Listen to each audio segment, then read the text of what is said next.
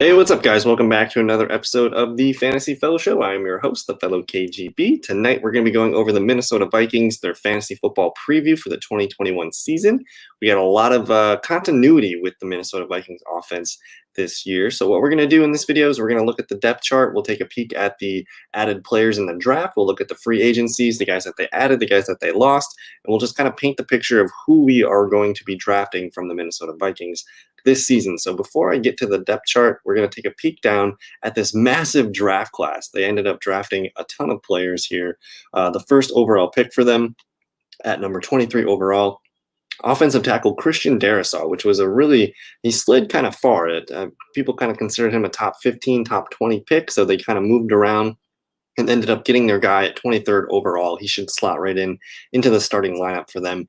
They did not have a second-round pick, but they ended up with 4 third-round picks where they get Kellen Mond to be their new backup quarterback, linebacker Chaz Surratt, offensive guard Wyatt Davis, defensive end Patrick Jones. So they add another offensive lineman in Wyatt Davis out of Ohio State. Really good move there. Chaz Surratt has a chance to get into the starting lineup as their linebacker. And then a pass rush seems to be an area of need, adding Patrick Jones. In the 4th round, they had 3 of those picks. And they get running back Keen Nwangu out of Iowa State, cornerback Cameron Bynum out of California, and another defensive end, Janarius Robinson. In the 5th round, they add wide receiver Amir Smith-Marset out of Iowa, who he's got a really nice vertical game. He's a really good speedster, can stretch the field. He can help the Vikings out and maybe be their number 3, number 4 wide receiver as early as this year. So we'll watch him in the camp, the preseason for sure. Added tight end Zach Davidson out of Central Missouri. Kyle Rudolph is with the New York Giants this year, so I can see the reason to adding another tight end project to have as their 3rd or their 4th tight end. And then they get Jalen Twyman out of Pittsburgh here, defensive tackle with the 6th round. And then, I don't know, like round 7 was forfeited. I can't remember why. So interesting draft class. I know for sure Christian Darrisaw is going to be starting, and then we got some. We'll be watching these 3rd round picks to see what they can do for the Vikings in the starting department. But notable additions: defensive tackle Dalvin Tomlinson, cornerback Patrick Peterson's now with the Vikings, and they added Stephen Weatherly, defensive end there. Notable departures: tight end Kyle Rudolph. Offensive tackle Riley Reif, safety Anthony Harris, running back Mike Boone, and defensive end Ifedi Odenigbo here. They kind of didn't, they didn't gain much. They didn't lose much. I think that Patrick Peterson's probably the biggest signing of the group here. I do like the Dalvin Tomlinson here. That's going to help clog up the middle, and then they address the pass rush a little bit here. So the defense is the winner of the free agencies, I think, here. Getting a different defensive tackle, cornerback, and a starting defensive end. That's just plugging in 3 starters. The Vikings got better on defense last year, but that is where they struggled, and that's what lost them a couple games at the start of the year. So let's look at this depth chart then and start to break down the fantasy numbers. Kirk Cousins is the starting quarterback. Kellen Mond will be the number 2 guy. Interested to watch him in preseason. They got Jake Browning and Nate Stanley as well for the backups there. Now, Kirk Cousins was quarterback 11 last season. He's probably his best year with Minnesota. If you look at some of his numbers here, I'm pretty optimistic. He had a horrible game week 2 against Indianapolis, but outside of that, everything really ended very strongly here. He had a lot of games with 3 touchdown passes. Let's see, 1, 2, 3, 4, 5, 6, 7, 8. Half of his games last year were 3 touchdowns. So where are we going to use Kirk Cousins? I'm definitely interested in Superflex leagues. I think he's a top 12, top 15 quarterback for sure. So that's where he kind of slides in. I'm looking at the numbers here. He had a 405-yard game against Detroit to end the season. He had 3 straight 300-yard games from week 11 to week 13.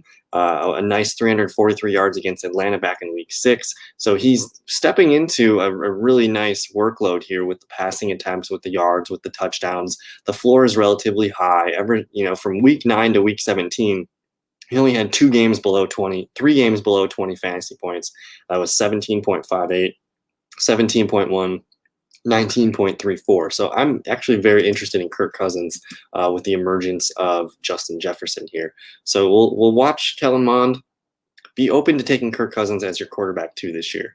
The running backs, Dalvin Cook is a boss, of course. Alexander Mattison is back. Amir Abdullah is back. There's your rookie from the 4th round, Nwangu here, and then Jake Vargas. It's all about Dalvin Cook here. I love getting Dalvin Cook. If you have the 1st overall pick, I won't be upset if you take Dalvin Cook with that. But otherwise, I think number 2 overall probably needs to be Dalvin Cook. He showed us last year that when he's healthy, he's probably the best, most talented running back in all assets here. So 1,557 rushing yards, 16 TDs, 44 catches, 361 yards, and a touchdown. Almost 2,000 all-purpose yards and 17 touchdowns. You play PPR, you add in those 44 receptions, and you're looking at something pretty beastly. So I love Dalvin Cook. Alexander Mattison, if you want to take a handcuff, sure. I'm not a big handcuff guy, but I like Mattison, but we're not really going to care about anybody else besides Dalvin Cook. Well, again, we'll watch the 4th round running back here in the preseason to see what he can do and maybe move up to their number 3 back in the future. The wide receivers, I probably need to move Justin Jefferson to the number 1 and put Adam Thielen number 2. I'm interested in both guys. I mean, Justin Jefferson, though, that's the prize. If you can get him in the 2nd round, or even like 24th, 25th overall, that would be ideal. Rookie season, he catches 88 of his 125 targets, 1,400 yards and 7 touchdowns. Now, Adam Thielen was kind of a touchdown hog. He had 108 targets, which was nice, but 74 catches, 925 yards, and 14 touchdowns. I think those touchdowns are coming down. I would bet a little bit more slide to Justin Jefferson this year. And Thielen, just another year older for Adam Thielen. Let me just pull that up so I'm making sure I have the correct age. I think he's 32. He's 30, so he's going to turn 31 in August. That's typically when we start to see receivers start to decline just a little bit. So I'm much more interested in Jefferson this year. We'll see if Thielen can kind of keep it all together. He's had some nagging injuries over the past couple seasons, but if you can get Thielen as your wide receiver 3, maybe the 5th, 6th round, I think that's probably the sweet spot for me. Now, I do have a concern with the backup wide receivers and the depth for Minnesota. Olabisi Johnson, Chad Beebe, KJ Osborne, Dan Chisena. There's Amir Smith-Marset. They got Whop Philyor, which I like quite a bit. Blake Prohl, Myron Mitchell. So there's not a lot after Jefferson and Adam Thielen. If anything happens to 1 or 2 of those guys, we're going to be in trouble with the passing game. So we're treading very lightly with the wide receiver depth. But again, it's all about Justin Jefferson and Adam Thielen. Now, the tight ends, I think the tight ends can make up for the lack of receiving depth. With Kyle Rudolph out of the picture, you're looking at Irv Smith stepping into the starting role. And then I think Tyler Conklin's just going to step right into the Kyle Rudolph role and be kind of the main blocking tight end. They're going to let Irv Smith is essentially the 3rd best receiver on this team. Backups, Brandon Dillon. There's Zach Davidson from the 5th round and Shane Zylstra. So the Vikings are super easy for fantasy. You want Kirk Cousins as your quarterback too, probably for super flex leagues. He also makes a good pairing for a tandem. Like he's gonna get the Lions twice a year. The Packers, sometimes he can light them up a little bit. And the Bears defense is still good, but he did have a couple nice games against Chicago, I believe. Let me just pull that up last year and see. So 1 game against Chicago, 271 yards and 2 touchdowns, 19.34 points. The other game against Chicago, still solid, 292 yards and 2 touchdowns. So even against Chicago, he has shown a knack for some good things here. He was limited against Green Bay, only 10.4 points, but they just ran the ball down their throats that game. And then the other game, 259 yards, 2 touchdowns. So like you could realistically say I want to start Kirk Cousins against any NFC North team. So I'm into Kirk Cousins. Of course, Dalvin Cook is like the 1st or 2nd overall pick. I want Justin Jefferson in the 2nd round, and I think I want Irv Smith. Let's pull up some of those numbers here. Last season, Irv Smith, he was the leading receiver for the tight ends. He caught 30 of his 43 targets, 365 yards, and 5 touchdowns. Kyle Rudolph, on the other hand, 28 of 37 targets, 334 yards, and 1 touchdown. But look at Tyler Conklin. He is actually, I'm optimistic about him. He had 19 receptions last year, 26 targets, almost 200 yards, and a touchdown. He's basically going to step right into that Kyle Rudolph line here. And then I would expect Irv Smith to take another step forward this year. So Tyler Conklin is your 20th round pick in a best ball league. I could see it. He's had some success with the team. He's been on the team for a while now. I think he's a 4-year player for them. Yeah, I think this is his 4th season. So quickly before we end the video, I'll just kind of talk about the projections that I have in place for the Minnesota Vikings this season. I have Kirk Cousins throwing for 4,355 yards, 31 touchdowns, 12 interceptions. Touchdowns coming down just a little bit, and then he's going to add an extra rushing touchdown. He doesn't run the ball very much at all, maybe 1 or 2 times per game.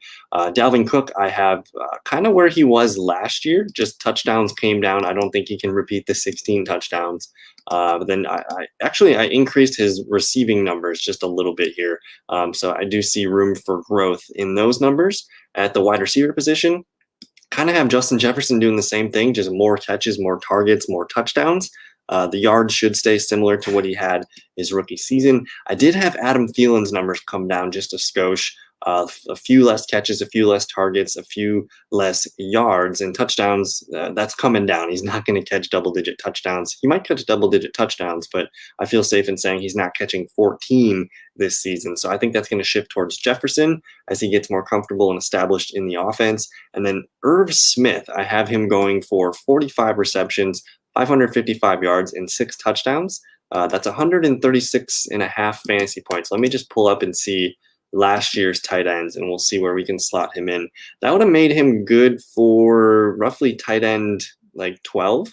1, 2, 3, 4, 5, 6, 7, 8, 9, 10, 11, 12, 13. So he's a top 15 tight end. Irv Smith last year, let's see, he was down here just a little bit. So you're looking at a guy that you could probably add as a tight end too and see what happens with him. He's probably going to be drafted in the top 12 of tight ends though, but I think Tyler Conklin could be pesky. But we'll look into those numbers as the season gets near. So I like Irv Smith as a tight end project. I like Justin Jefferson, of course. I like Adam Thielen as a wide receiver 3. He's still reliable. Dalvin Cook and Kirk Cousins. So I'm excited about the Vikings offense. Their defense should be much improved this season. So I expect the offense to get more opportunities, maybe be put in some better situations, and it should be a very competitive NFC North this season. Who knows what's going on with the Packers? You got the Bears with the Andy Dalton and a rookie quarterback. It could be a really nice, successful season for the Vikings this year if they just kind of hold down the fort. And they have the most continuity right now with everything that they have going on. So that's going to do it for tonight's video. We just finished the NFC North. We got the AFC North done earlier this week, and I also have the AFC and NFC East both done. So we're halfway through our fantasy previews. I'm going to start with the AFC South probably tomorrow night. So check out those other videos if you're interested in those teams. And thank you guys so much. We'll see you in another video. Peace.